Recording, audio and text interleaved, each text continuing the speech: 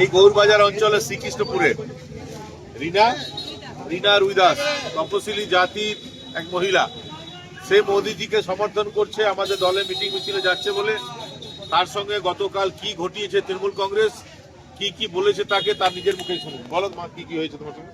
আমি ঘরে আছি, বাড়িতে আছি, এসে মতো বলছে তোমার লক্ষ্মী ভান্ডার বন্ধ করে দেবো, তোমার রেশন কার্ড বন্ধ করে দেবো, তারপর তোমার স্বাস্থ্যসাথী কার্ড বন্ধ করে দেবো, তোমার ফটো তুলে রাখছি, তোমার সব বন্ধু, তোমার খবর আছে। আচ্ছা বলুন, যে তোমার লক্ষ্মী ভান্ডার তো আর নেবে না কেউ, কাকে ভোট দেবে? ভোট দেবে না মানে যেমন আমার যাকে ভালো লাগবে তাকে দেবো। বলছি না, দিতে হবে, টেমসকে দিতে হবে। দেবে না মানে কেন দেবে না? কিছু জন্য দেবে না।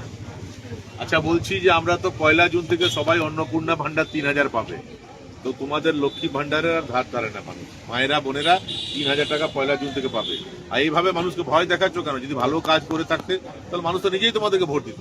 ভালো কাজ করো নি, 5 বছর শুধু নিজের কথা ভেবেছো, নিজের পরিবারের কথা ভেবেছো, লোহা কয়লা বালিতে টাকা রোজগার করেছো, বেকার ছেলেদের কথা ভাবোনি, অঞ্চলের কথা ভাবোনি। এখন মায়েরা বোনেরা যদি মোদিজিকে সমর্থন করছে তাহলে ধমকি চমকি এগুলো করো না ভাই, এগুলো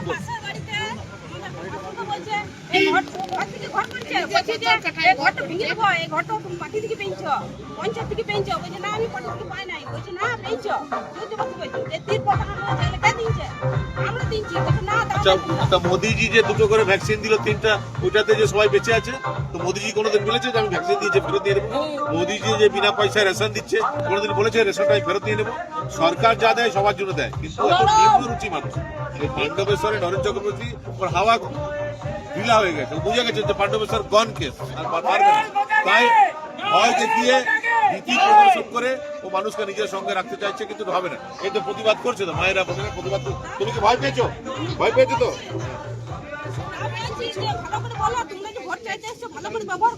তুমি এত হুমড়ি দেখাচ্ছ, মানে ধারণা বাইরে বলছে যে আমার কি করে বলবো।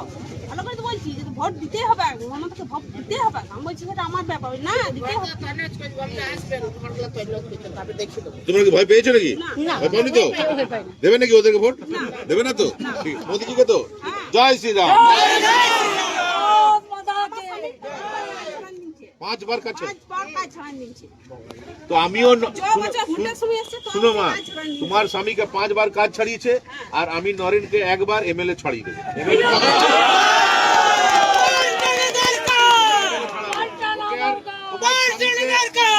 তোমার স্বামীকে কাজে যেতে দেয় নাই, আমি ওকে বিধানসভা যেতে দেবো, ঠিক আছে? এত অমানবিক হয় তো? নরেন, তুমি এর স্বামীকে কাজ ছাড়িয়েছো, আমি তোমাকে বিধানসভা ছাড়িয়ে দেবো। বিধানসভা তোমাকে ঢুকতে দেবো কি? আমরা ঢুকতে দেবো কি? ঢুকতে পাবে? ও ঢুকতে পাবে না, ডুগডুগি বাজাবে তুমি 4 তারিখের পর বসে বসে, ঠিক আছে?